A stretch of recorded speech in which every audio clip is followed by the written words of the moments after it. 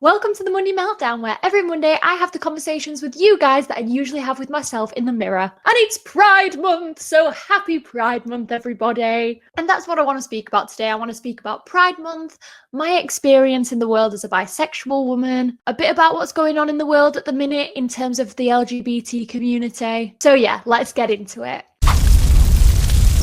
First and foremost, let's just cover why Pride is still important in 2025. Pride will always be important because there's still people in the world who genuinely believe that they are better off dead than being gay. There are still so many people in Western, progressive countries who are unbelievably homophobic, would not want their children to be gay, and have a problem with people expressing their sexuality. And when I say expressing their sexuality, that can be anything from simply holding hands with their partner in public, kissing in public like any other couple might, dressing camp, LGBT flags being displayed in establishments. There's just still so many people who have problems with all of those things and more. And it's usually those same people who have a problem with Pride Month being a thing. But that's why it's important. And it also reminds people who maybe are LGBT who haven't necessarily fully figured it out yet.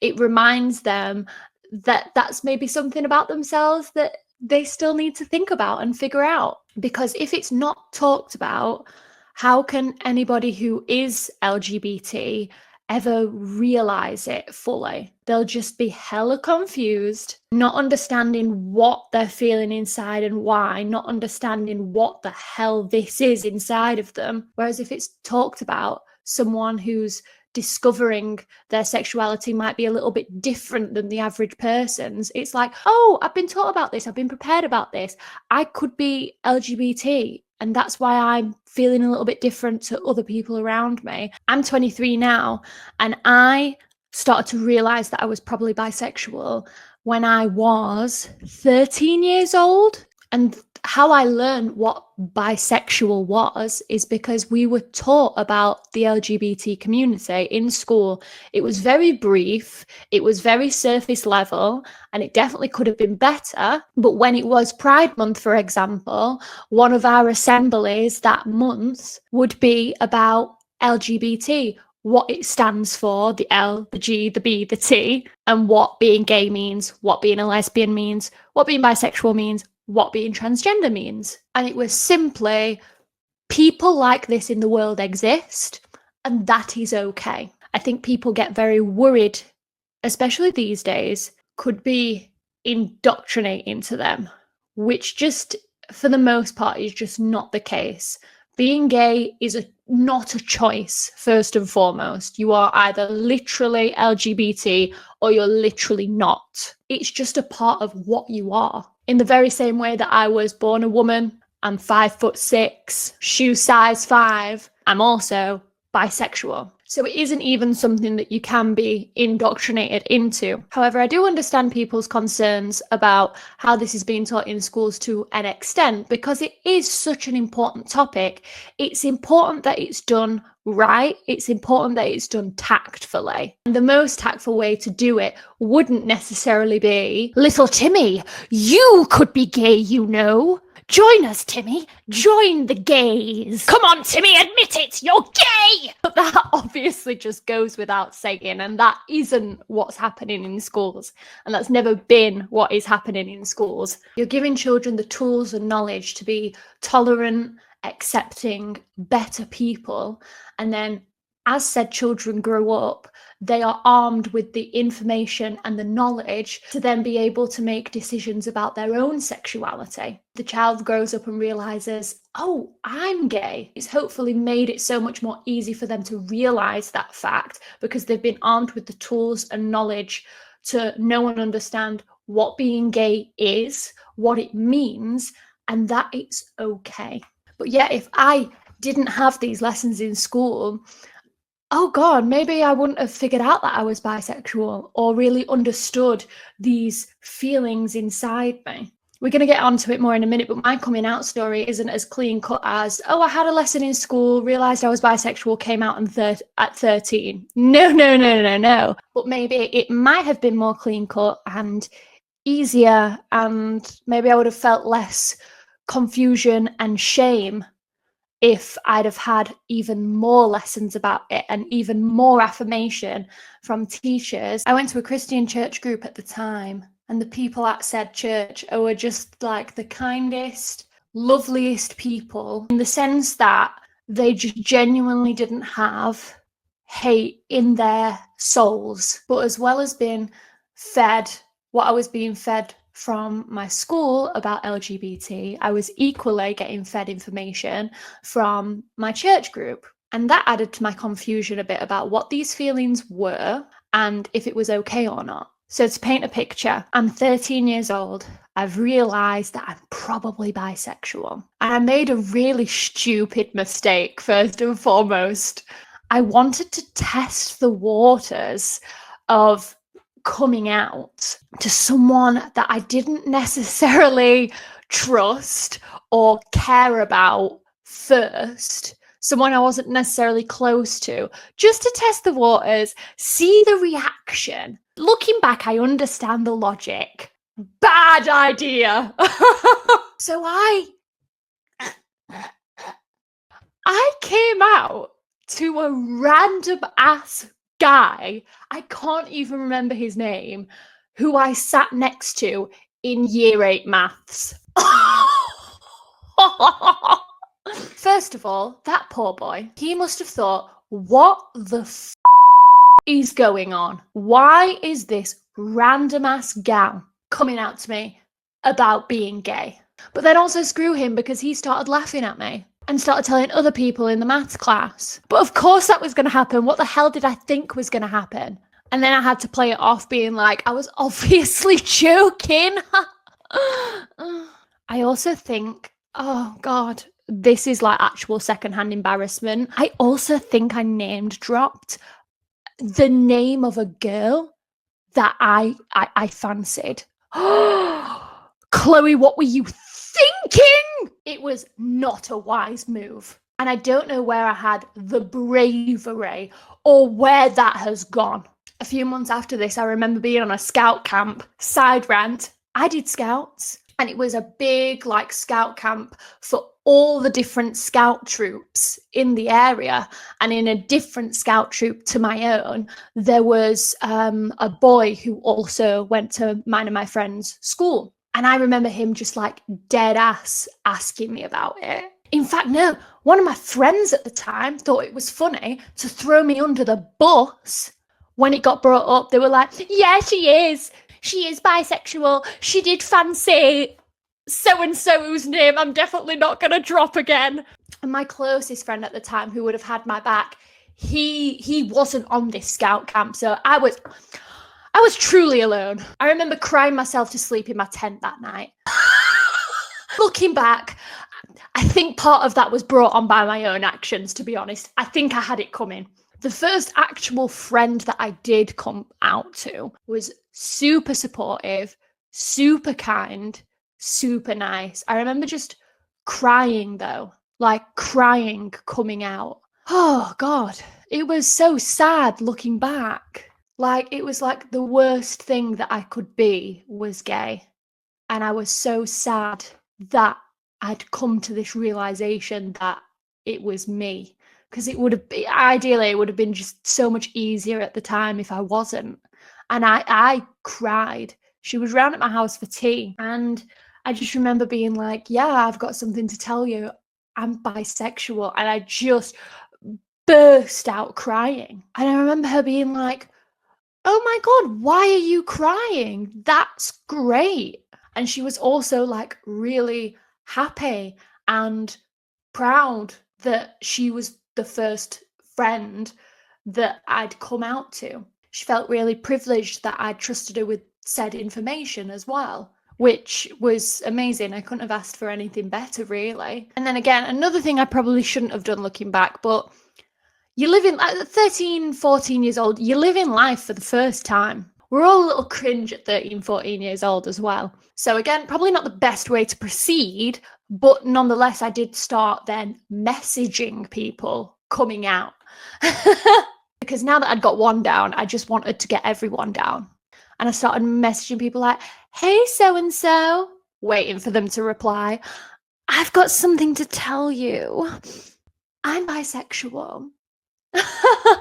And everyone's reaction was fine, luckily. They were like, oh my God, yes, that's like so fine. And I'm still your friend and I still love you. But then this next thing happened, which I'm going to get onto. But just to put into context of like how I was feeling around this time, obviously happy that I had seemingly been accepted by everyone. But obviously, I mentioned that when I came out, I was like crying, upset. I just don't think I was ready. I don't think I'd fully,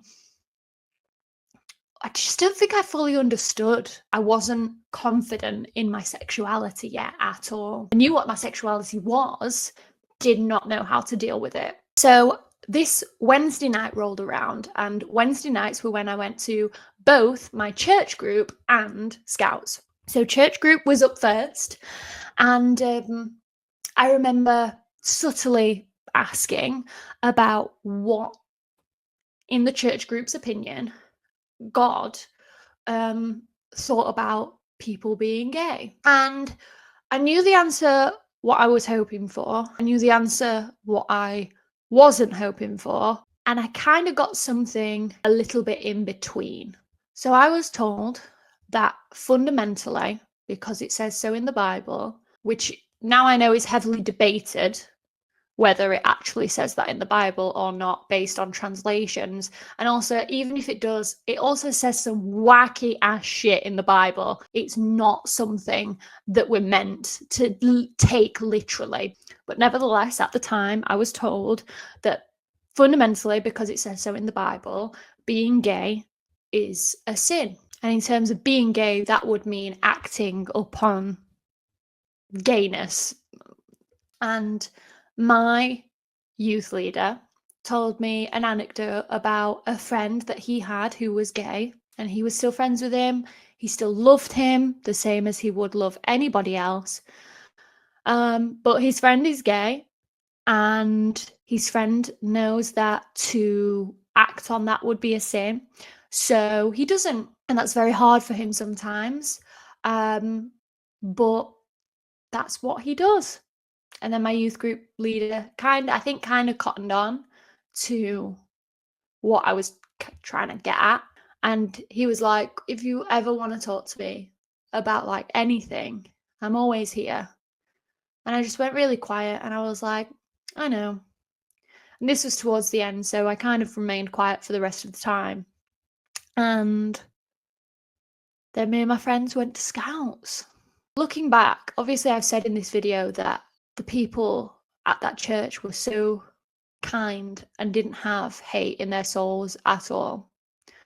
Obviously, their views on gay people are not right at all, and it is homophobic.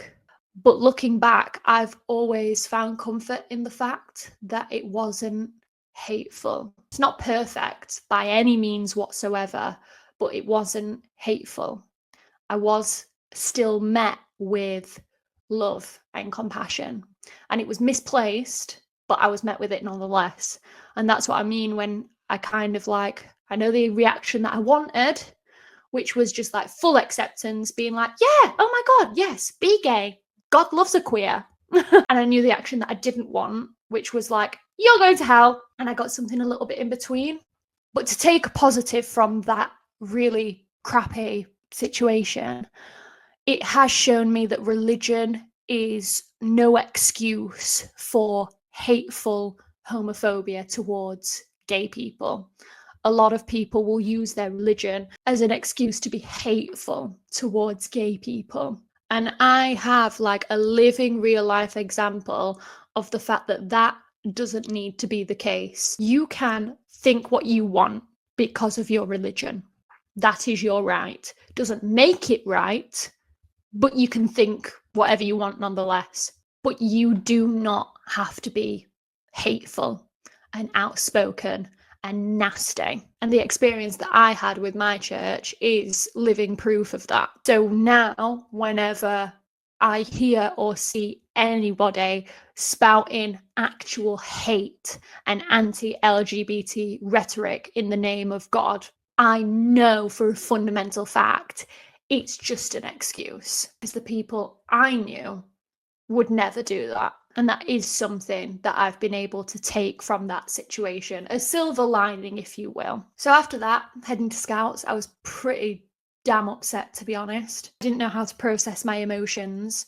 And we arrived at Scouts, and then I was told that one of my guy friends from Scouts had been saying, oh, Chloe's only done that for attention, and didn't believe me. We made up pretty quickly after this. Like, he was so apologetic. I was obviously so upset when I found out, probably more so than I usually would have been, because of what had literally just happened at church group. I remember locking myself in the toilets at Scouts and like crying because I didn't want my Scout leader to see me cry.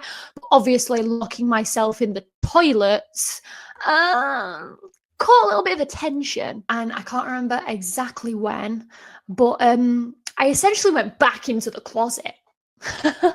I just didn't mention it for a while after that. It just wasn't like a topic of conversation.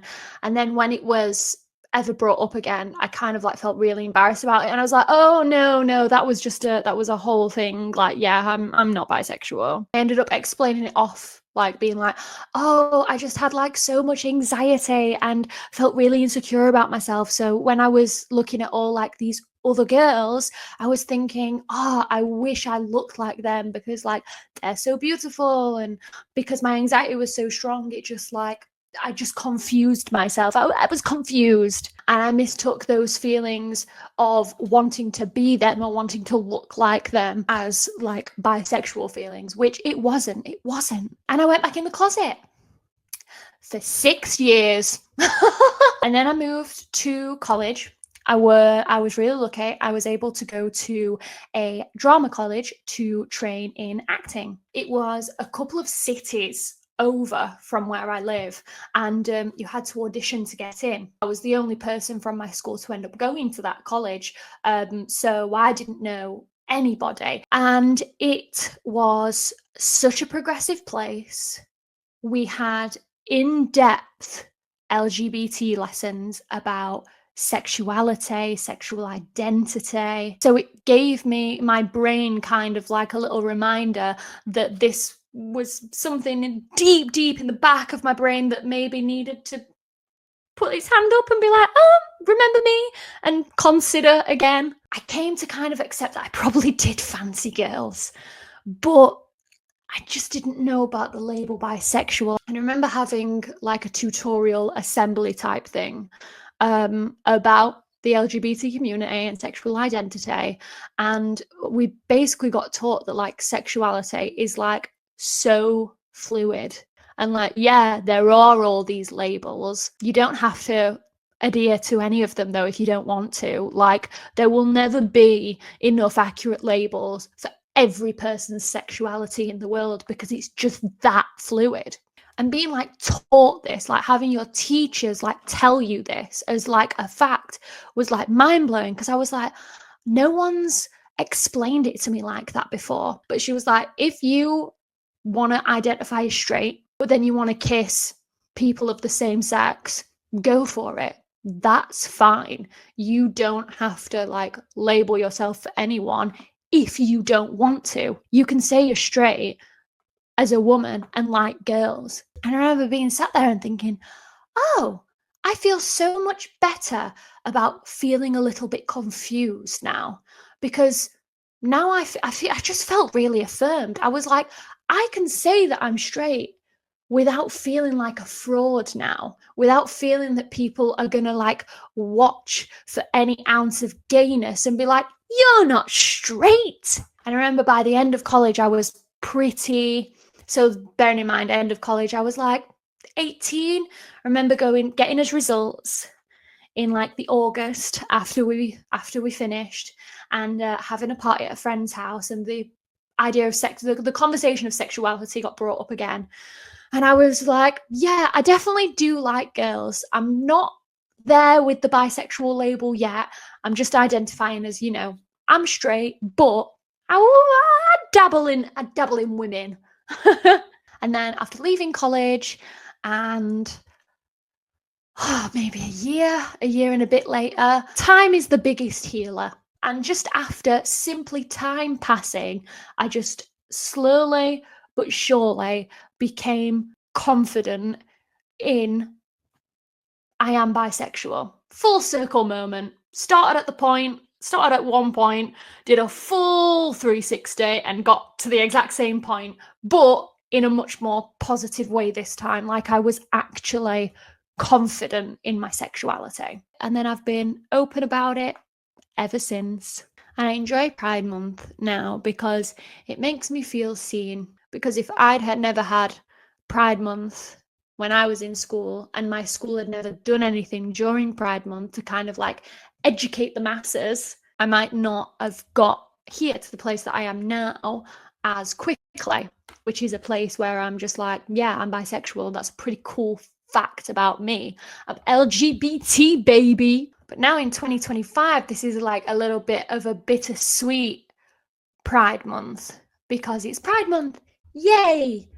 No one's doing anything. Donald Trump has like made it law in America that like DEI practices, which is diversity, equity, and inclusion, don't have to be a thing. So now companies are basically feeling like, oh, we don't have to be inclusive to gay people. So we're just not going to do it, which obviously then has effects over here in the UK because America is A, really influential, but B, a lot of global companies, their headquarters are in the US.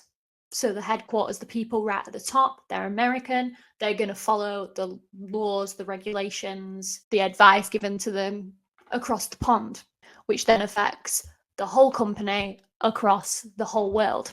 So maybe there's like people at the top of the UK branches of companies who are like, we should be doing stuff for Pride Month, like what the hell? But they're not, because the people at the tippity top across the pond say, no, thank you. And we all used to complain about the kind of like rainbow washing that brands would do during Pride Month. And like, it was very chauvinistic. It was always a very calculated like marketing ploy to sell more products. Every company, like everywhere, will change their logos to LGBT rainbow flags, which on the surface, not a bad thing. I quite enjoyed it. It was nice to see it because it said to me, oh, this is a company that I can buy products from. This is a company that sees me as human. They accept and value my existence. They are an ally to the LGBT community. Their values align with mine. I feel as though this is a company that I can support. However, people's criticism was, yeah, most companies would change their logo to a rainbow flag for the month, but then what about afterwards? Throughout the rest of the year, even throughout Pride Month, what were those companies actually doing to support LGBT people within the company and across the world? Did they actually have any initiatives to employ more LGBT people to work at the company? Were they sending a percentage of their profits to LGBT charities and organizations, or anything else to make a difference, not just making their logo rainbow? Were they actually doing stuff to make a difference? And a lot of the time, the answer was no.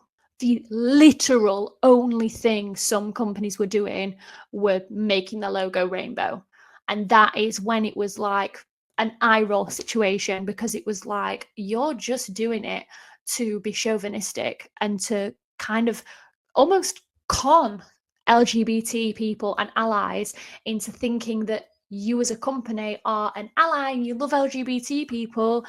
Come and buy our products this Pride Month, but you actually don't care because you're $1 million corporation who's doing zilch. But it was better than nothing.